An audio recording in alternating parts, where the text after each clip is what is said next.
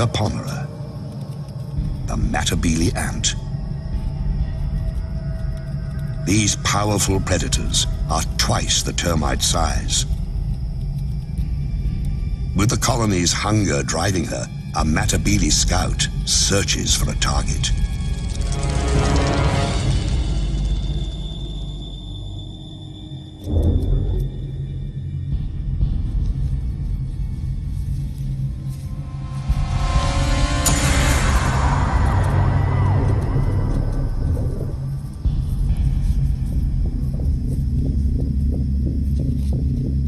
The termites know that shadow and what it means.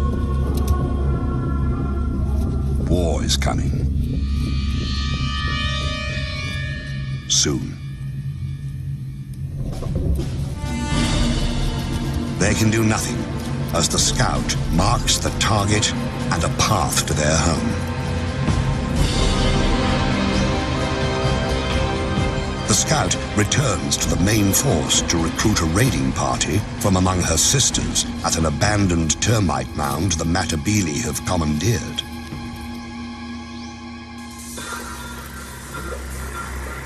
With a jolt of pheromones, the chemical message travels among the warriors.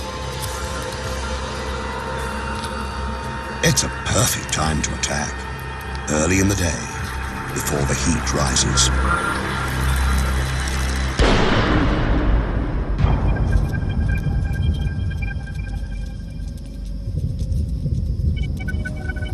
Matabele move out with the ominous, deliberate pace of a Roman legion.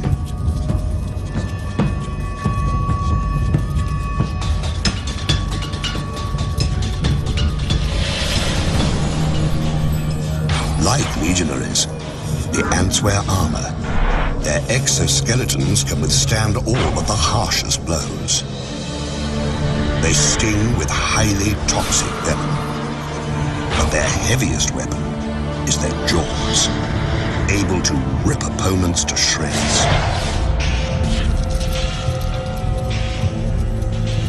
A raiding force can consist of 600 ants.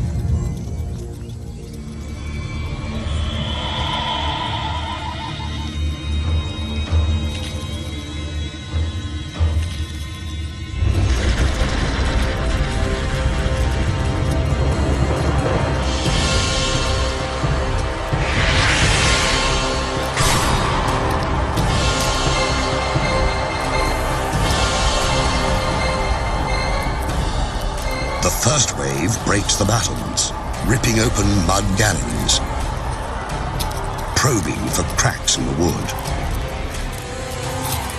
Now, the smallest Matabele attack. These tunnel rats make relentless forays into the termite sanctuary.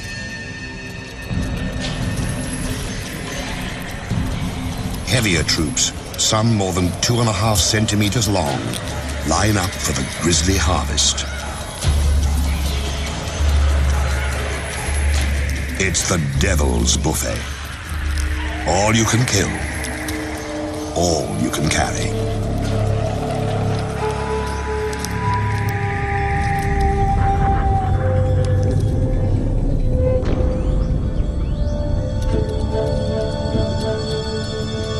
One raid might claim 4,000 victims.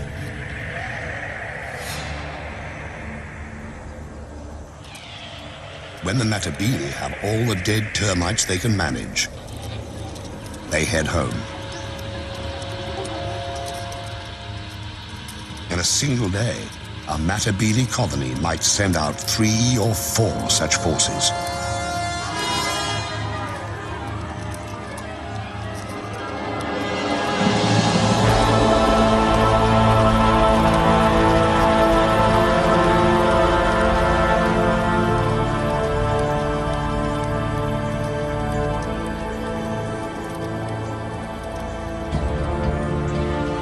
Soon, the big ants will move their base to richer hunting grounds.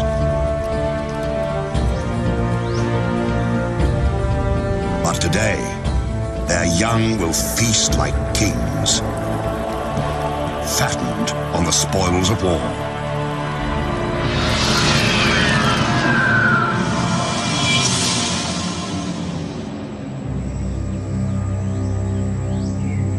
Violence is the imperial tool, wielded in many ways. Sometimes to disrupt, sometimes to control.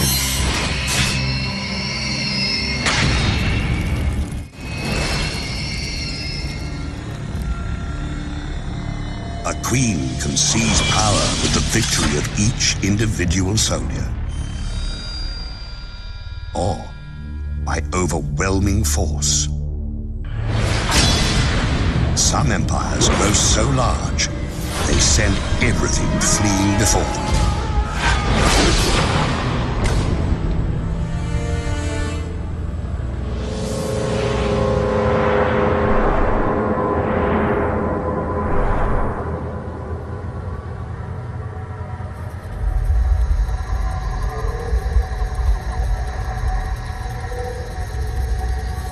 In the Panamanian rainforest, Esitan, the army ant, rules its turf with massive numbers.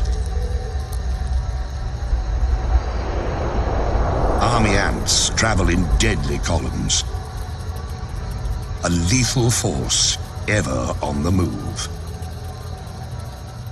But this is not an attack.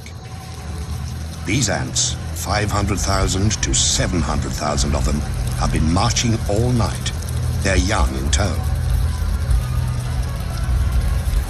Theirs is a nomadic existence, embodied in their bivouac. Army ants are their own fortress, a living, breathing domain that travels on countless legs. And those legs are strong. One Esitan hanging by its claws can support another 100 ants. For a man to match that feat, he'd have to hold up 3 armored vehicles.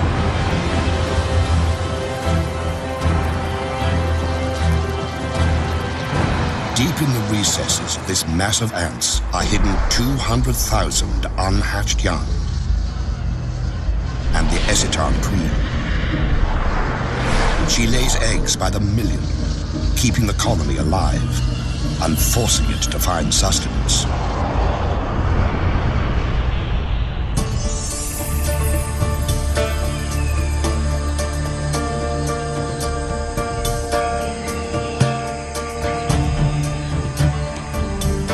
Dawn, and the bivouac stirs.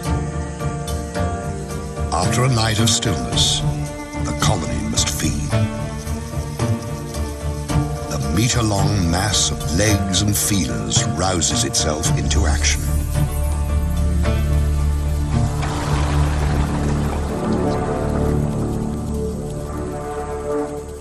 The ants begin in columns that branch apart and widen, becoming an invincible tide that can travel 300 meters a day. It's called a swarm raid, and it consists of several 100,000 ants.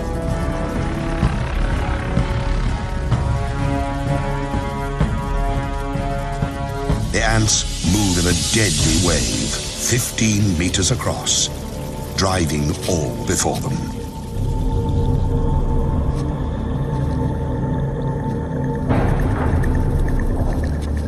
Those who fail to flee are doomed.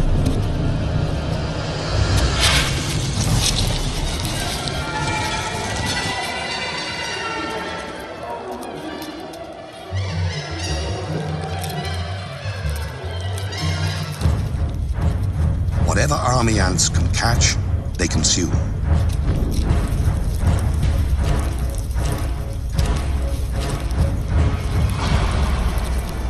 The attackers shred their prey so they can carry it back to feed the young.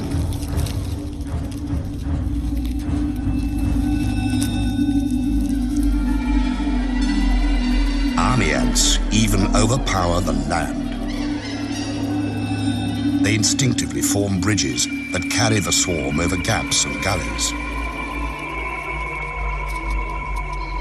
Across these living structures flows a steady stream of corpses. 30,000 a day.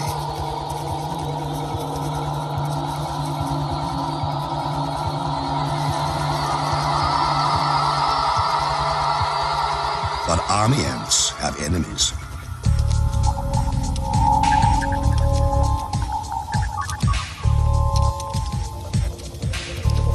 Along the swarm's edges, bandits try to pick off stragglers.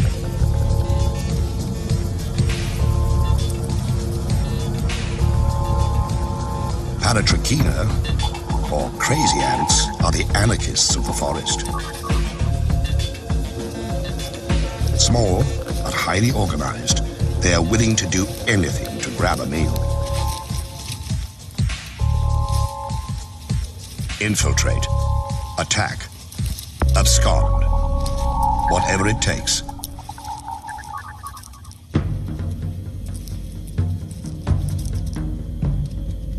Instead of stingers, the crazy ant has spray jets that spew paralyzing venom. It lets the cruel little soldiers take down much larger opponents.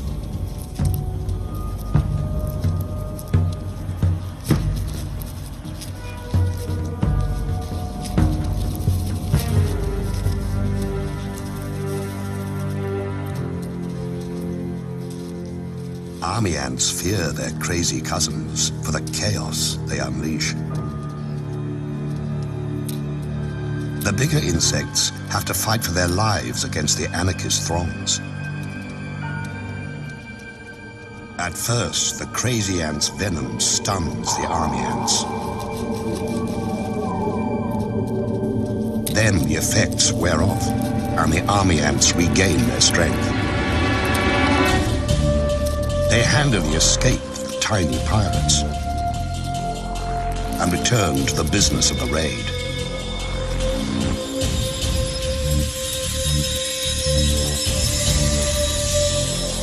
In a week, an army ant colony kills and eats 250,000 creatures.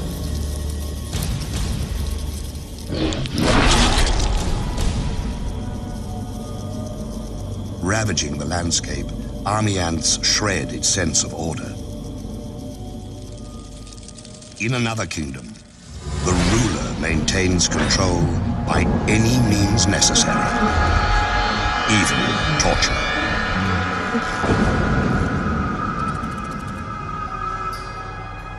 The Empress can afford to be gracious. She has enforcers to do her dirty work. Relentless surveillance and oppression of any who deviate from the rules. In the kingdom of Mellifera, order is the order of the day.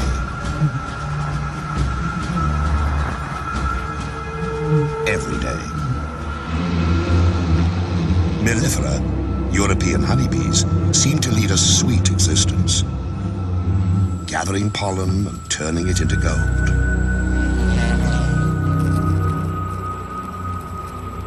But beneath this bright image lies a dark reality. The colony exists to serve the queen, who lays the eggs that become the workers, who maintain the hive, and the warriors who defend it. Below the queen ranks the colony's young, its future. She who must be served and those who must survive dominate the hive's existence. But if something didn't keep the hive's inhabitants in line, bee society would fall apart. Every female has it in her to lay eggs, to be a queen. But the colony can have only one ruler. So, it has a police force to ensure that fact.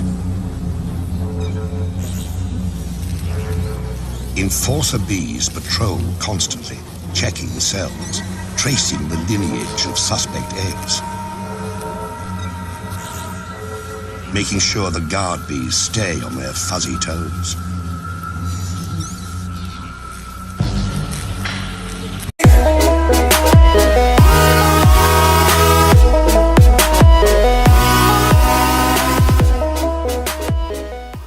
Revolutionaries.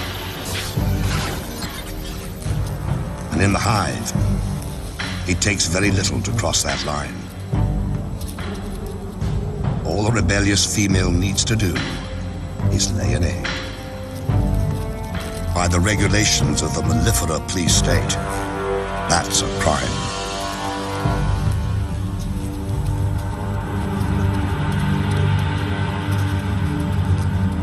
One bee is breaking the law. She deposits an egg in what she hopes is safety. If they thought they could get away with it, half the bees here would do the same. And the hive would fall into disarray.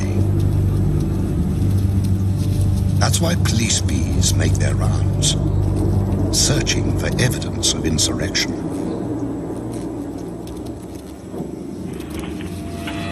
And they find it. For them, an outlaw egg contains the seeds of the colony's destruction, and so it must be destroyed.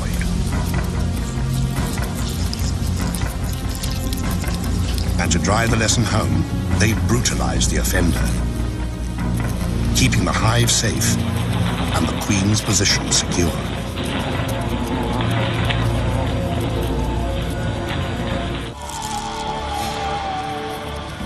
The natural order demands surrender. But in other realms, something far worse awaits.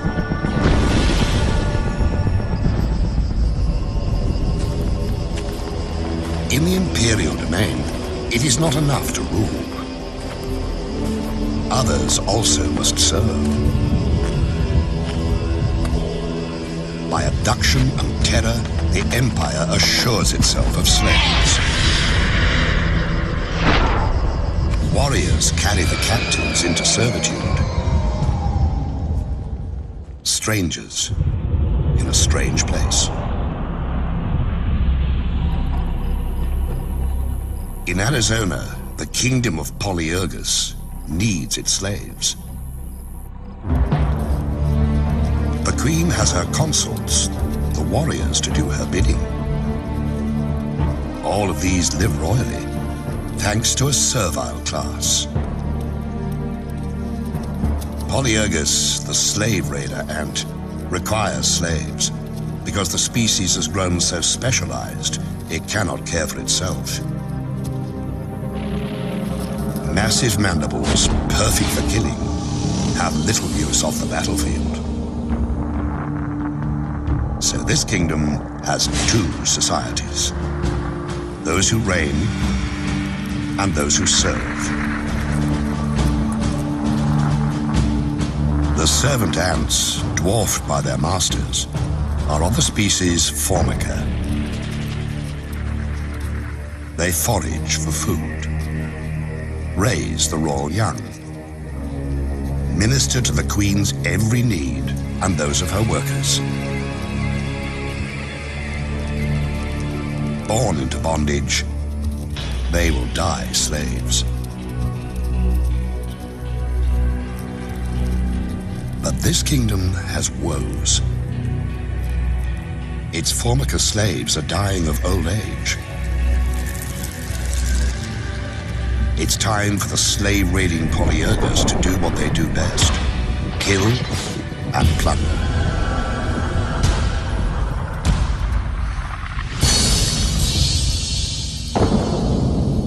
A scout has found a Formica nest. She enlists a gang of raiders.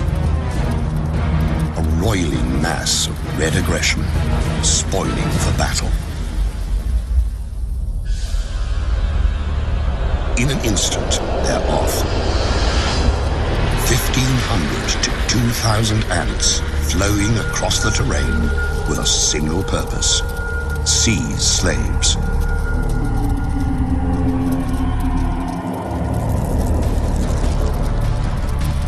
Streaming into the Formica nest, the Polyergus raiders unleash hell. They kill, but only when need be.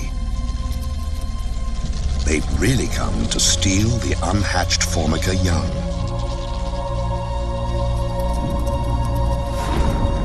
In a chilling display of single-minded oppression, Polyergus raiders blow past the startled Formica to grab as many pupae as they can. It's not unusual for raiders to carry off 500 to 800 new slaves, decimating a colony.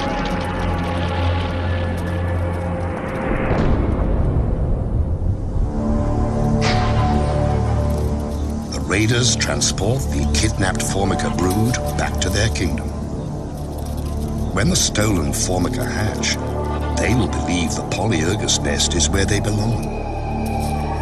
Another generation of Formica will become slaves.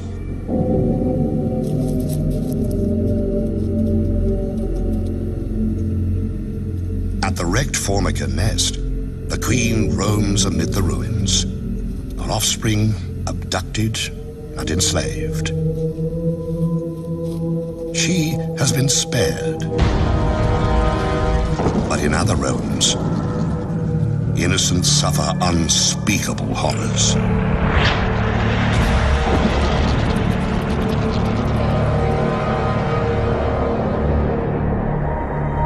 Some kingdoms steal youngsters to enslave them.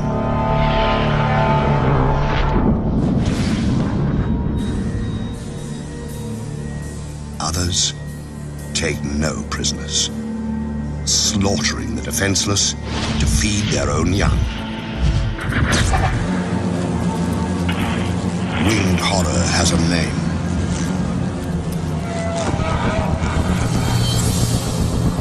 Mandarinia, the giant hornet.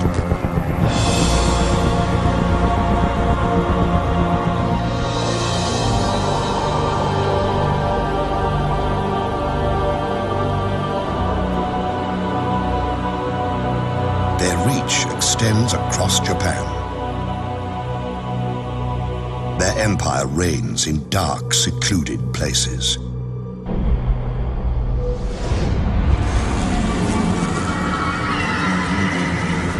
These hornets are at the peak of their powers.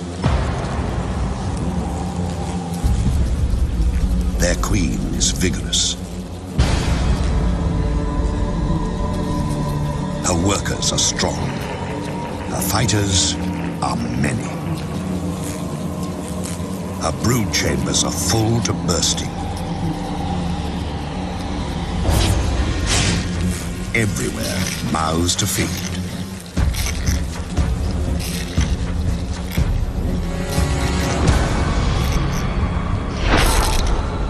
Countless larvae signal their relentless hunger by scratching at the walls of their cells. The grating drives the adult hornets into action.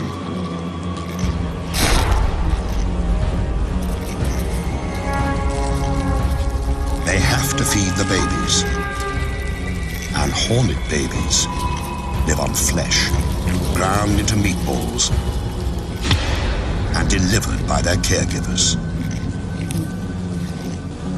The larvae must feed constantly,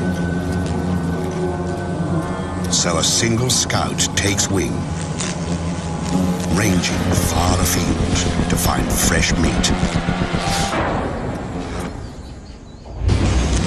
At nearly 8 centimeters long, giant hornets are superb killers. Sharp talons seize prey. Powerful jaws sever limbs and decapitate victims. Compound eyes detect the slightest movement. And this scout has found a fat, defenseless target. A hive full of mellifera, European honeybees. The scout marks it with pheromones.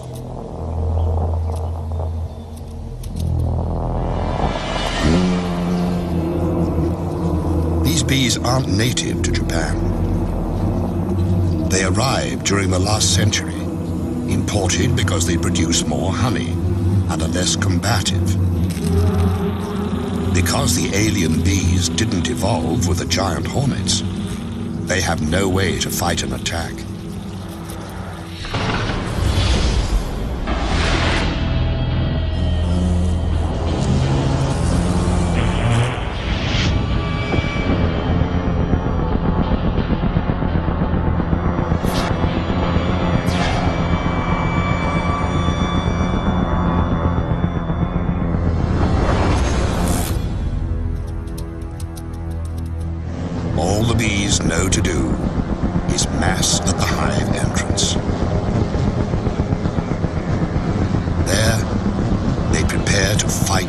death.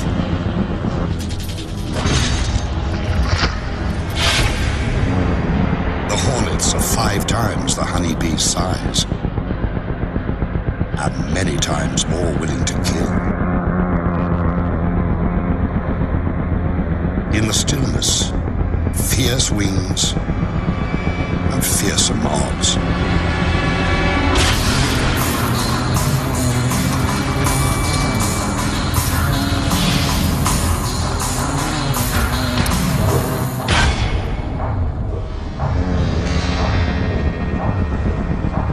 Valor has no place here, and yet the brave bees will not surrender or flee. They will kill a hornet or 2, but what is one dead hornet when so many live? Reveling as they do in the deaths of bees by the thousand.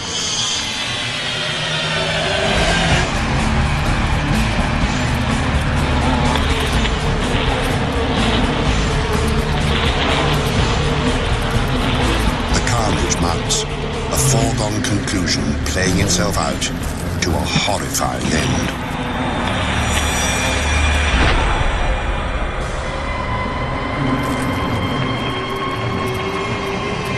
In only hours, 20 or 30 hornets can wipe out a hive of 30,000 bees.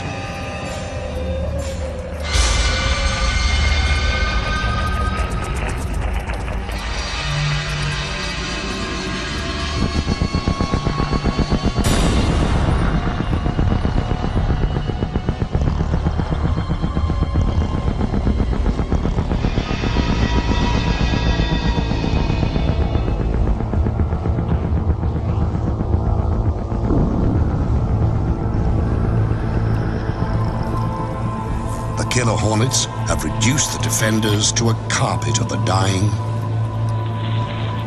and the dead.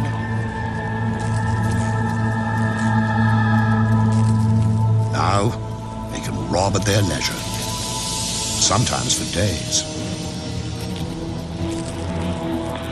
This bee colony is doomed, the victims left to rot. The raiders gorge on honey, even licking it from carcasses.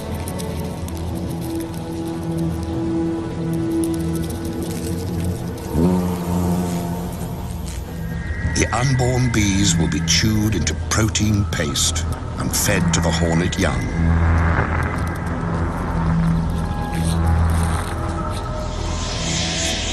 For every empire that seems invincible, there is an opponent able and ready to exploit an unexpected weakness.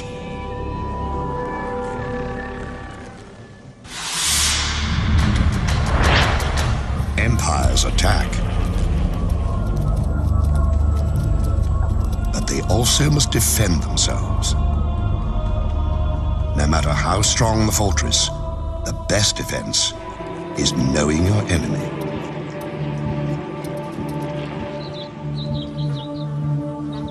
These bees have learned that lesson. For eons, they have thrived in the giant hornet's deadly shadow. The bees of Sarana know the giant hornets send scouts to find their hives. To survive, these Japanese honeybees must capture and kill the hornet scout.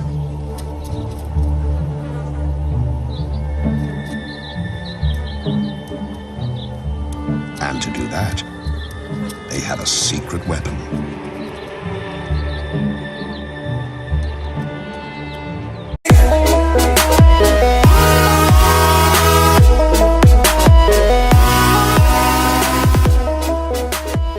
The enemy at the gate. The soldier bees pull back slightly. Their waggling signals a sneak attack. They're enticing the hornet to enter their hive.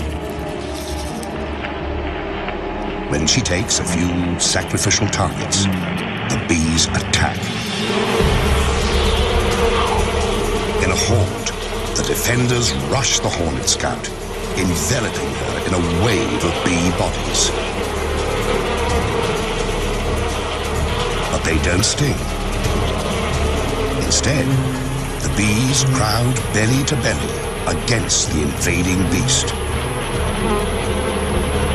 Vibrating their abdomens, they create a ball of heat that clasps the hornet at its livid core. It's a battle with narrow margins. The bees can stand temperatures up to 50 degrees. The hornet can only survive to 46. The temperature of the core, 47 degrees. For 20 minutes, the squirming orb presses onto its prey. Bees die. Others step up. If the scout escapes, all is lost.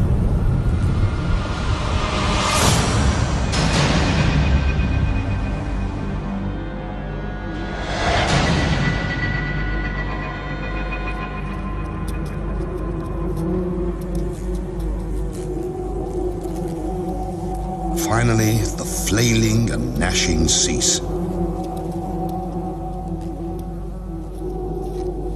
This hornet won't reveal the secret of their hive's location. The bees have paid a price, but they've saved their home. Another kingdom fends off invaders with strong walls and a martyr's devotion.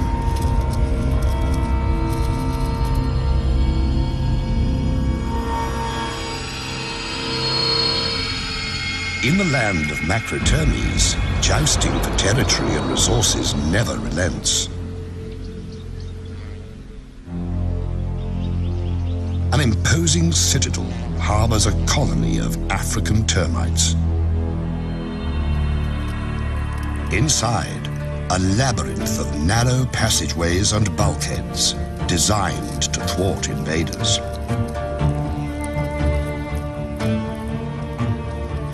The termites are watchful, lest their citadel fall. But kingdoms' fates often are decided at their borders. A remote outpost can be all that stands between survival and the empire's collapse.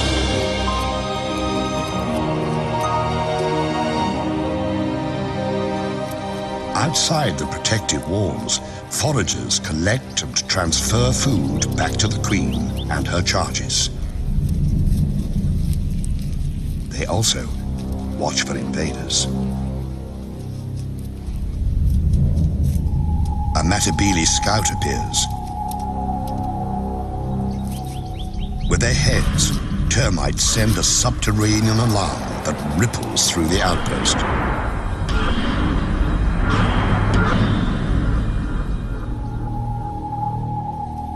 At the edge of the compound, a platoon of defenders occupies a fallen branch. These soldier termites are strong and agile, prepared to give the last full measure. Few of their kind grow this large and strong. Their jaws can cut through human flesh. The encounter begins by ones and by twos.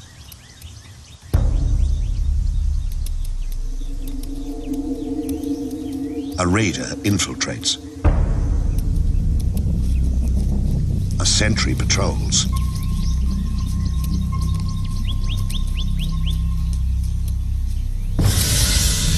One death, and the battle is joined.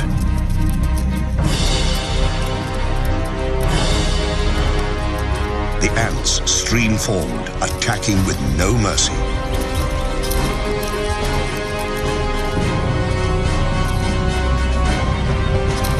Using their mandibles, the termites attempt a defense. It's no use.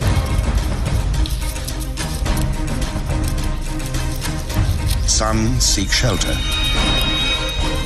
but there's nowhere to hide.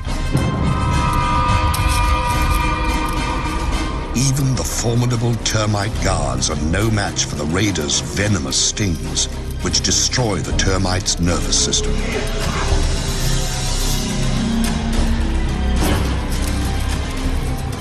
It's more feast than fight, as ants sting and slash the defenders to pieces.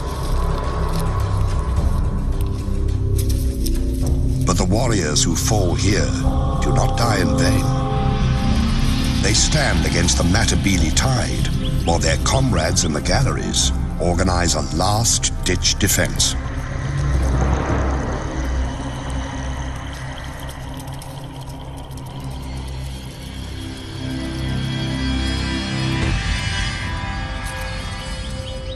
At the gates, the fighting intensifies.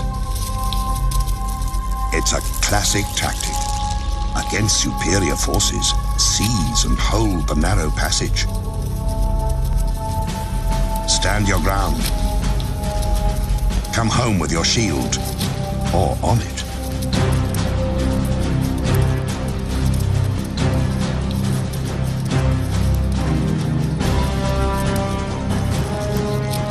The termite soldiers never relent. Sacrificing themselves, they buy precious time for defenders to seal off the embattled bunker.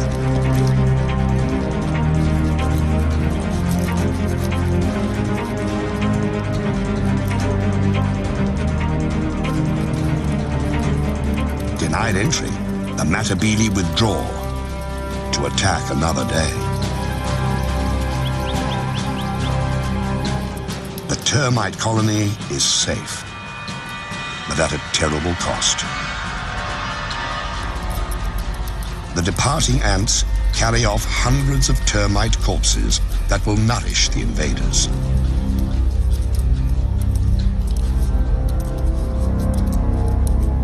Clever strategies can prevail. So can impenetrable defenses. But there's no way to prevent an attack from within. A kingdom's fate can turn in the blink of a treacherous eye.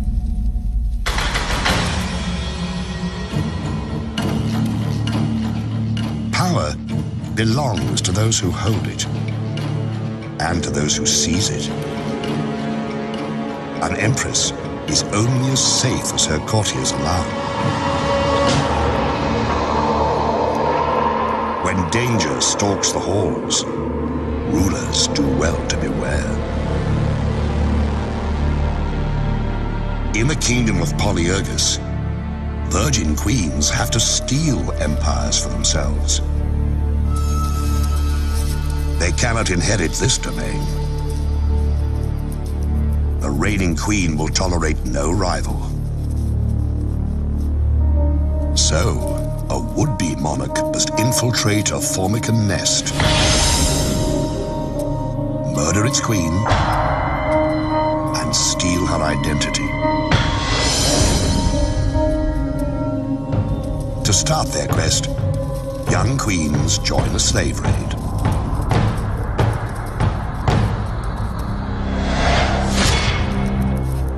En route, they mate and shed their wings, a sign that they now bear the seeds of empire.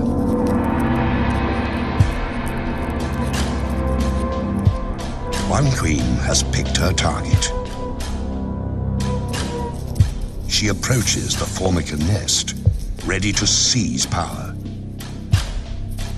But before this killer queen can attack, she must evade her quarry's protectors. She releases a pheromone.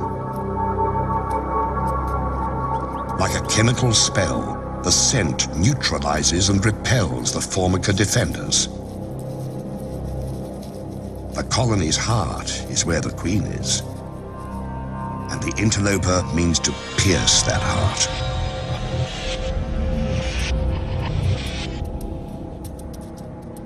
She's fixed on her mission: assassinate the queen and take her place. The Pretender's sickle-shaped mandibles have one brutal purpose. When she confronts her rival, there's no hesitation. She savages her prey.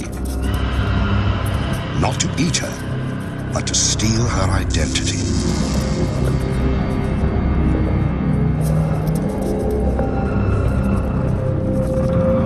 Attendants try to pull the wounded queen to safety, but the murderess will not allow it.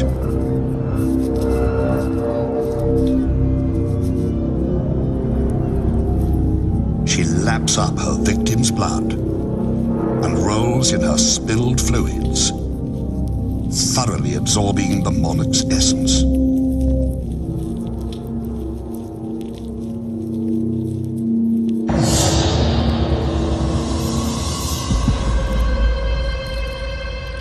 After 20 violent minutes, the Formican Queen is left to die.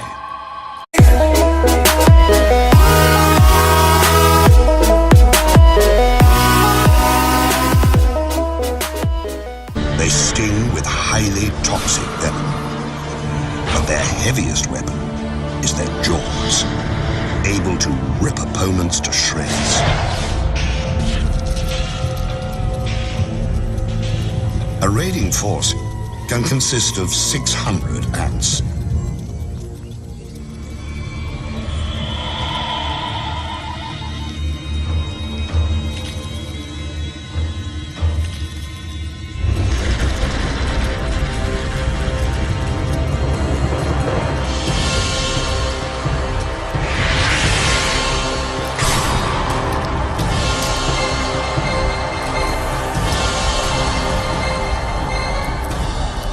The first wave breaks the battlements, ripping open mud galleries, probing for cracks in the wood.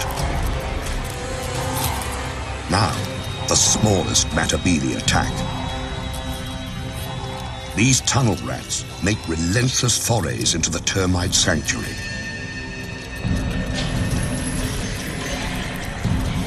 Heavier troops, some more than 2.5 centimeters long, line up for the grisly harvest. It's the devil's buffet.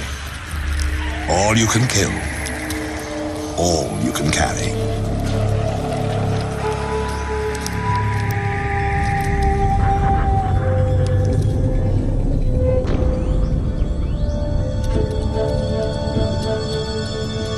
One raid might claim 4,000 victims.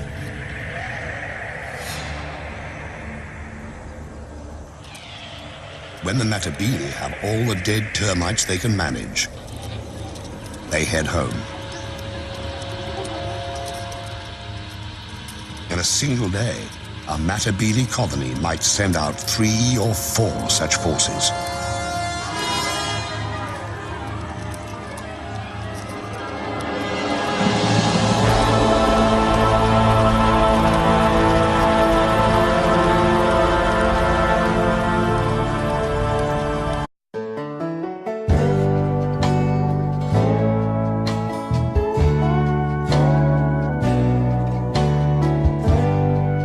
Upon her, the Matabele ant. These powerful predators are twice the termite size. With the colony's hunger driving her, a Matabele scout searches for a target.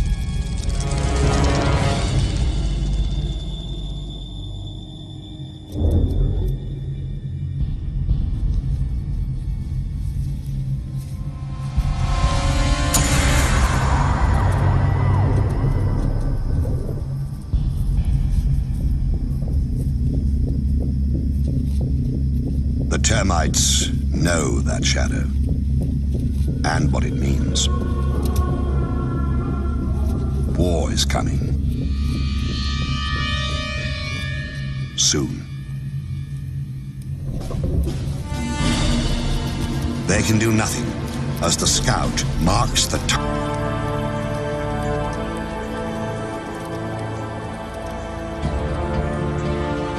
Soon, the big ants will move their base to richer hunting grounds.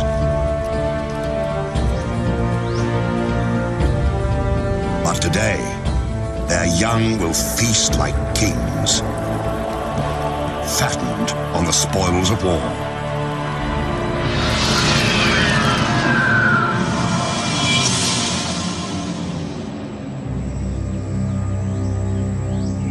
Violence is the imperial tool, wielded in many ways.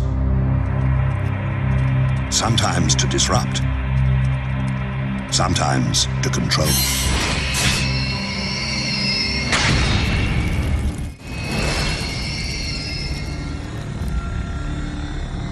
A queen can seize power with the victory of each individual soldier,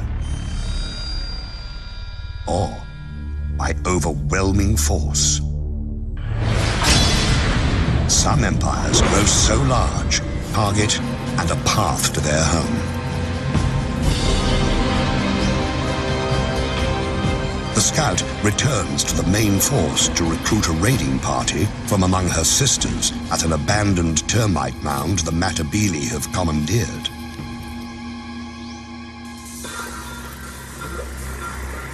With a jolt of pheromones, the chemical message travels among the warriors. It's a perfect time to attack, early in the day, before the heat rises.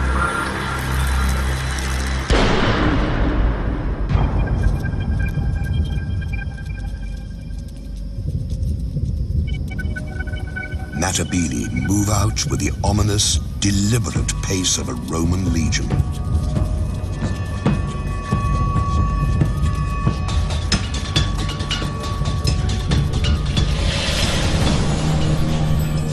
Like legionaries, the ants wear armor. Their exoskeletons can withstand all but the harshest blows.